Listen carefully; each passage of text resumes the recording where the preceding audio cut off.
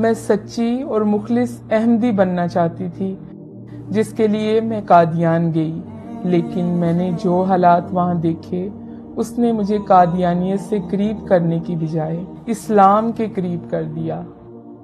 میرا نام چندہ سمینا کوثر ہے اور میرا تعلق چناب نگر سے ہے، جس کا پرانا نام ربوہ بھی ہے۔ میں نے بنیادی تعلیم ربوہ سے حاصل کی، FA BA، اور اس کے بعد میں نے B.Ed جو ہے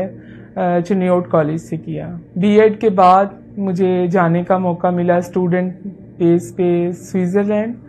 ادھر سے پھر میں نے مائگریٹ کیا بیلجیم میں۔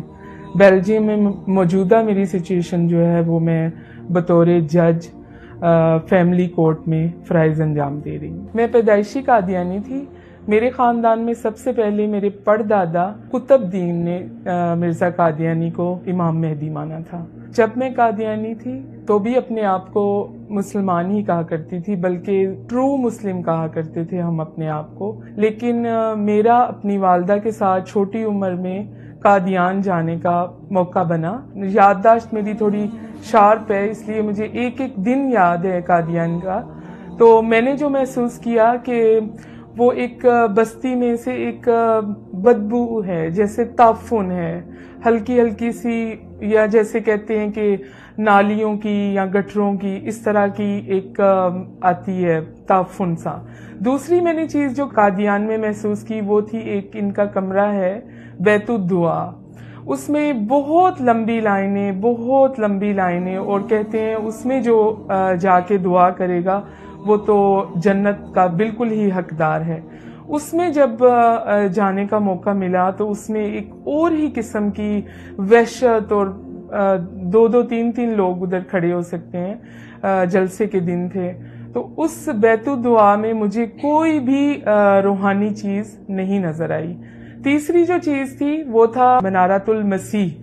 اس کے گرد جو طواف کرنا یا اس پہ ہاتھ لگا کے چومنا اور پورے جسم پہ لگانا اور اپنے منہ پہ ملنا، اور اس کے اندر بھی جا کے چھوٹی سی جگہ ہے تو وہاں پہ بھی جا کے مجھے کوئی بھی سکون نہیں ملا۔ چوتھی چیز تھی مرزا قادیانی کی قبر، جو بھی جاتا ہے وہ لازمی طور پہ ایک مرزا قادیانی کی قبر کے اوپر، اور جس پہ وہ واک کیا کرتے تھے، سیر کیا کرتے تھے اپنی زوجہ کے ساتھ اسٹیشن تک، وہاں تک جانا بہت ضروری ہے۔ تو جب میں اپنی والدہ کے ساتھ وہاں پہ چلتی تھی تو کوئی بھی ایسی کوئی روحانی کچھ بھی ایسا منظر بالکل بھی نہیں ہے، اور لوگوں سے میں پوچھتی تھی کہ شاید مجھے نہیں محسوس ہو رہا، خالہ جان آپ کو محسوس ہو رہا ہے ایسا کچھ کہ ہم مکہ کی گلیوں میں ہیں یا مدینہ کی ہواؤں میں ہیں، فضاؤں میں ہیں؟ لیکن چونکہ سب پیدائشی قادیانی ہوتے ہیں تو پیدائشی قادیانی کا کوئی رائٹ نہیں ہوتا کہ وہ اس مقام کے بارے میں بات کر سکے۔ جس عقیدت اور محبت اور احترام سے ہمارا قادیان کا سفر رہا، تو وہاں پہ جا کے جو ایک تصور تھا ایک روحانی ماحول کا، ایک خوشبودار زمین کا، ایسا بالکل بھی کچھ بھی نہیں تھا۔ لوگ بس اپنے تئیں اس کو مکہ مدینہ کا درجہ دیے بیٹھے ہیں۔ اس کے بعد جب میں نے مرزا قادیانی کی کتابیں اس لو سے شروع کی کہ مرزا قادیانی نے خود کہا ہے کہ ہر احمدی پہ 3 دفعہ میری کتابیں پڑھنا لازم ہے، تو مجھے پتا چلا کہ حضرت عیسیٰ علیہ السلام جو خدا تعالیٰ کے سچے نبی تھے اور پاکیزہ ماں سے پیدا ہوئے تھے، ان کے بارے میں جو گستاخانہ باتیں تھیں وہ میں جب اپنے والد سے شیئر کرتی تھی تو میرے والد جو ہیں بہت زیادہ خفا خون ہوتے تھے کہ یہ کوئی مولوی تمہیں پٹی پڑھاتا ہے۔ جیسا کہ روحانی خزائن جلد نمبر 19 میں مرزا قادیانی نے خود اپنے ہاتھوں سے تحریر کیا ہے کہ نعوذ باللہ حضرت عیسیٰ علیہ السلام جو ہیں وہ شراب نوشی کرتے تھے۔ تو اس طرح کے بہت سارے کفریہ کلمات ہیں جو ایک نبی کی شان کو بالکل بھی زیب نہیں دیتے۔ اس کے بعد جو کچھ ایسی باتیں ہوتی تھیں کہ بہت ہی زیادہ ایک بچی اپنے باپ سے نہیں کر سکتی، تو وہ باتیں میں اپنی ماں سے کرتی تھی اندھیرے میں، کبھی چھپ کے، کبھی پیٹی والے کمرے میں، کہ والدہ یہ چیزیں لکھی ہیں۔ تو میری والدہ ایک پڑھی لکھی عورت تھیں، تو پھر وہ مجھے کہتی تھیں مجھے نشان لگا دو بیٹی، میں 10 بار پڑھوں گی اور اسے سمجھنے کی کوشش کروں گی. اور کئی دفعہ محلے کے مربی سے بھی میں رابطہ کرتی کہ آپ تو ہمارے استاد محترم ہیں, ہماری رہنمائی کریں, یہ باتیں دل میں ایک گرہ سی باندھتی جا رہی ہیں. اس سارے سلسلے کے بعد جب میں اپنے والدین سے بات کرتی, میری والدہ جو ہیں قائل ہو جاتی تھی, لیکن میرے والد کبھی بھی قائل نہیں ہوتے تھے, بلکہ وہ کہیں نہ کہیں میرے لیے مرنے کی بد دعائیں کرتے تھے کہ یہ کیا اذیت ناک ایک بچہ میرے گھر پیدا ہو گیا ہے, کیونکہ میں سب سے بہن بھائیوں میں چھوٹی تھی اور سب سے زیادہ خدمت گزار تھی, اور میرے بہن بھائی سب سیٹ تھے یورپ میں, لیکن میں اپنے والدین کے ساتھ تا دم مرگ میں نے نبھا کرنے کا وعدہ کیا ہوا تھا خدا سے. اس کے بعد جو ہے میں نے کچھ عرصہ کے لیے اپنے والد سے ڈسکشن کرنا بالکل بند کر دی. خدا سے میں نے عرض کرنی کہ یا خدا, میں ایک عورت ہوں, ایک لڑکی ہوں, اگر میں اس عذاب سے نکلوں تو میں اپنے ماں باپ کے بغیر نہیں نکل سکتی. لیکن میرے والد کو آخری عمر میں کچھ ایسے خواب آنے شروع ہو گئے تھے اپنے متعلق, میرے متعلق, تو پھر وہ میں جب بھی ان کو فون کرتی بیلجیم سے تو وہ مجھے کہا کرتے میرے پاس جلدی سے آؤ. تو وہ کچھ آگ دیکھتے تھے, کبھی اپنے آپ کو جلتا دیکھتے تھے, تو کہتے تھے کہ تم میری بیٹی ہو, تم میری مرہم کر رہی ہو. تو اس طرح سے میرے والد کی جو نفرت تھی خدا تعالیٰ نے محبت میں بدل دی. پھر الحمدللہ 2015 میں وہ دن آ ہی گیا جب میرے والد جو ہیں بالکل باقاعدہ طور پہ مجھ سے ایگری ہو گئے کہ ہم اس کلٹ سے نکلتے ہیں, اور ڈھیروں لعنتیں ڈال کے مرزا قادیانی پہ ہم نے سچے دل سے اسلام کو قبول کیا. چونکہ بچپن میرا ربوہ میں گزرا, چناب نگر میں گزرا, تو بہت سارے ایسے واقعات ہیں جو ذہن پہ ویسے ہی نقش ہیں جیسے میں نے خود اپنی آنکھوں سے دیکھے. جیسا کہ وصیت کرتے ہیں یہ لوگ, پوری زندگی پیسے دیتے ہیں کہ ہم جنت میں داخل ہوں گے, اور علیحدہ سے بہشتی مقبرہ بنا رکھا ہے. تو جن لوگوں کے بھی پیسے تھوڑے سے کم ہوتے تھے ان کو وہاں پہ نہیں دفن کیا جاتا تھا, حالانکہ وہ پوری زندگی اپنی آمدن کا حصہ باقاعدہ دیتا رہا. اگر تھوڑے سے پیسے کسی بیماری کی وجہ سے یا بڑھاپے کی وجہ سے یا پریشانی کی وجہ سے وہ ادا نہیں کر سکا تو ان کا میں رحم کہیں پہ بھی نہیں دیکھتی تھی, اور اس کو امانتاً نارمل جو عام قبرستان ہے اس میں دفن کر دیا جاتا تھا. اور میرے والد چونکہ بزرگ تھے اور نظر بھی کمزور تھی اور بہت دعاؤں والے آدمی تھے, ان کو انوائٹ کیا جاتا تھا کہ فلاں وقت میں آپ آئیے, وہاں سے اس میت کو اٹھا کے نکال کے پھر بہشتی مقبرہ میں اس شرط پہ داخل کیا جاتا تھا جب تک وہ اپنے بقایا جات ادا نہیں کر دیتا تھا. 4 دن بعد یا 5 دن بعد, تو میں چھوٹی تھی تو اپنے والد سے ضد کرتی تھی کہ میں بھی آپ کے ساتھ ضرور جاؤں گی, مجھے دیکھنا ہے. جب اس کو نکال کے ایک ریڑھی سی ہوتی تھی اس کے اوپر رکھا جاتا تھا, اس وقت میں میرے والد کے کندھے پہ ایک صافہ سا ہوتا تھا, وہ میرے منہ پہ بھی لپیٹ دیتے تھے اپنے, کیونکہ اتنا زیادہ تعفن ہوتا تھا. اور اس میت سے, اس لاش سے ایک غلیظ اور بدبودار پانی پورا سفر جو ہے عام قبرستان سے بہشتی مقبرے تک چھڑکاؤ ہوتا جاتا تھا. وہ میں اپنے دل میں اس قدر درد محسوس کرتی تھی کہ ہمارے پاس کیوں اتنے پیسے نہیں ہیں, ہم پیسے ادا کر دیتے تاکہ اس کی لاش کی یا میت کی اس طرح سے بے حرمتی نہ ہوتی. اسلام قبول کرنے کے بعد سب کے سب جو قادیانی لوگ ہیں, جو آپ کے رشتہ دار, تعلق, سہیلیاں, آپ کے ساتھ مل بیٹھ کے کھانے والے, بولنے والے, آپ کے دکھ درد میں شامل ہونے والے, وہ سب کے سب کو ایک لیٹر ایشو ہو جاتا ہے مرزا مسرور کی طرف سے کہ اس بندے نے قادیانیت کو رد کر دیا ہے اور ہمارے نزدیک اب یہ مرتد اور کافر ہے.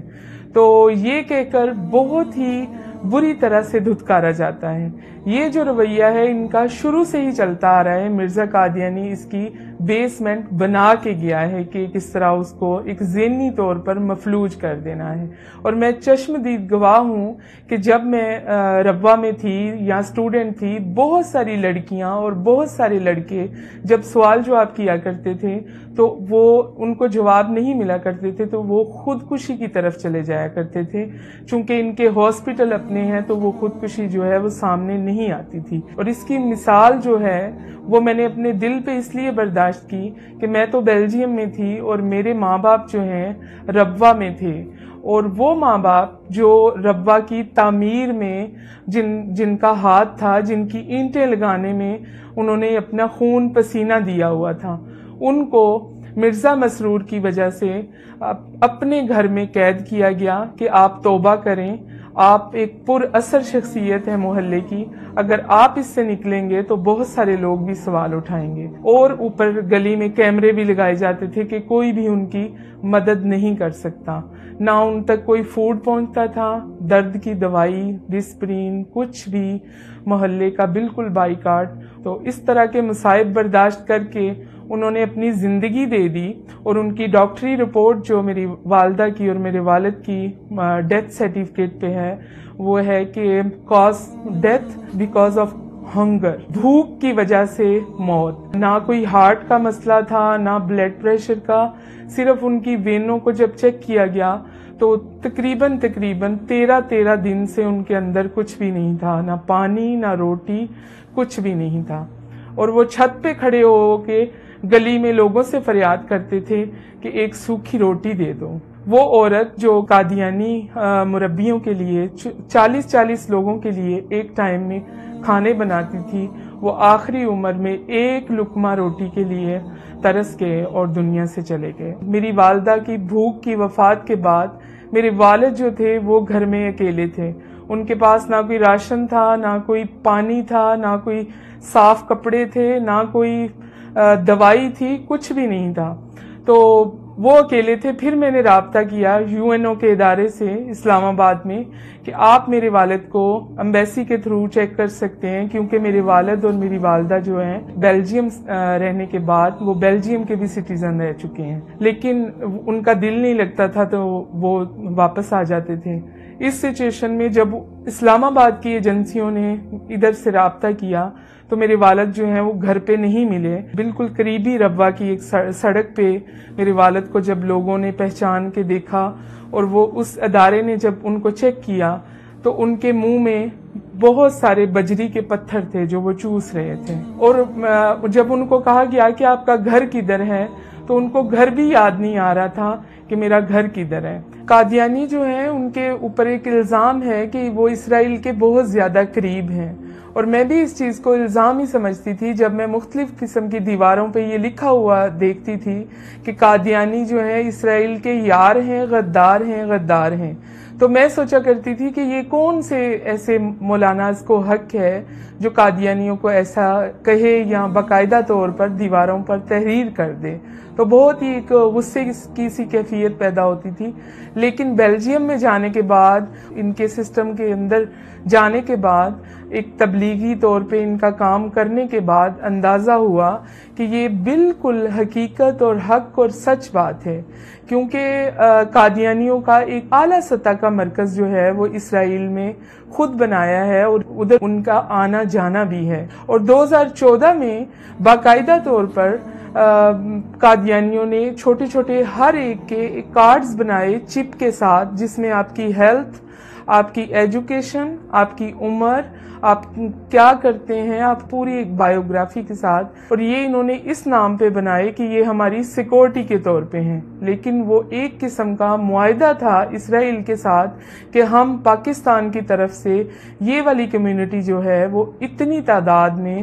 آپ کے ساتھ شانہ بشانہ کھڑے ہیں۔ تو میری یہ بات کا وہم اور یہ ایک غصہ اور نفرت یہ نکل گیا کہ یہ ایک الزام نہیں ہے، یہ حق اور سچ بات ہے۔ قادیانی جو ہیں وہ اسرائیل کے یار ہیں، اور یہ سچ ہے کہ قادیانیوں کو اسرائیل سے خاص قسم کی ایک انسیت ہے۔ ایک چیز جو میرے لیے اور بہت زیادہ قابل تکلیف تھی، اذیت کا باعث تھی، کہ جب بھی کوئی قادیانی مائیگریٹ کرتے ہیں پاکستان سے، یہ ایک ماحول کریٹ کرتے ہیں، سٹوری کریٹ کرتے ہیں پاکستان کے خلاف کہ مولاناز جو ہیں وہ ہمارے پیچھے چڑھ گئے، ہماری بچیوں کو خطرہ ہے۔ یہ صرف اور صرف پاکستان کو اس طرح سے ڈاؤن کرنے کی باتیں کرتے ہیں کہ یہ ایک بہت ٹیرورسٹ سا کنٹری لگتا ہے دیکھنے والے کو، جس کی ایک مثال یہ ہے کہ پاکستان کے جو تحفظات ہیں یورپ میں یا دوسرے ملکوں میں، وہ قادیانیوں کی وجہ سے بھی بہت زیادہ بڑھ چکے ہیں، جس کی وجہ سے پاکستان گرے لسٹ میں جانے تک کی نوبت میں آ چکا ہے۔ میں خلوص دل سے سب قادیانیوں کو ایک پیغام دینا چاہوں گی کہ جب آپ اس ماحول سے نکل کر بہت ہی ایک پرسکون زندگی کی طرف جانا چاہتے ہیں تو اسلام پہ غور و فکر کریں، قرآن پہ غور و فکر کریں۔ یہ نہیں کہ چند آیات کو آپ بحث کے لیے اٹھا لیں، اس پہ بحث کریں اور پورے قرآن کو آپ وہاں پہ دبا رہنے دیں۔ یہ تو کام منافقین کا تھا، کفار کا تھا جو وہ کرتے تھے۔ ضرور میرا ایک تہ دل سے پیغام ہے کہ مرزا قادیانی کی کتابوں کو اپنی عقیدت کا چشمہ اور محبت کا چشمہ اتار کے پڑھیے، سچے دل سے پڑھیے۔ اور ہمارے لیے ایک مشعل راہ ہیں عرفان محمود برق صاحب، کوئی کسی قسم کا بھی سوال ہو تو وہ آپ کی ضرور رہنمائی کریں گے اور عزت کے ساتھ آپ کے سر پہ پیار کی اور محبت کی ایک چادر بھی رکھیں گے جسے آپ کبھی بھی اپنے سے دور نہیں کر سکیں گے۔ اب میری زندگی کا مقصد صرف اور صرف یہ ہے کہ جو لوگ اندھیروں میں بھٹک رہے ہیں، جن کو راستہ کچھ بھی دکھائی نہیں دے رہا اور وہ اپنے تئیں سوال کرتے ہیں، اپنے تئیں جواب لیتے ہیں، ان کے لیے ایک آسانی میسر کرنا کہ وہ بھی اس نور کو پہچانیں، اس حق کو پہچانیں اور ایک سچے سفر کو جو زندگی میں بھی کامیاب کرے گا اور آخرت میں بھی شفاعت کا باعث بنے گا۔ اور زندگی بہت ہی آسان ہے فرمان مصطفیٰ صلی اللہ علیہ وسلم کے ساتھ، اور مرنا تو اس سے بھی آسان ہے شان مصطفیٰ کے ساتھ۔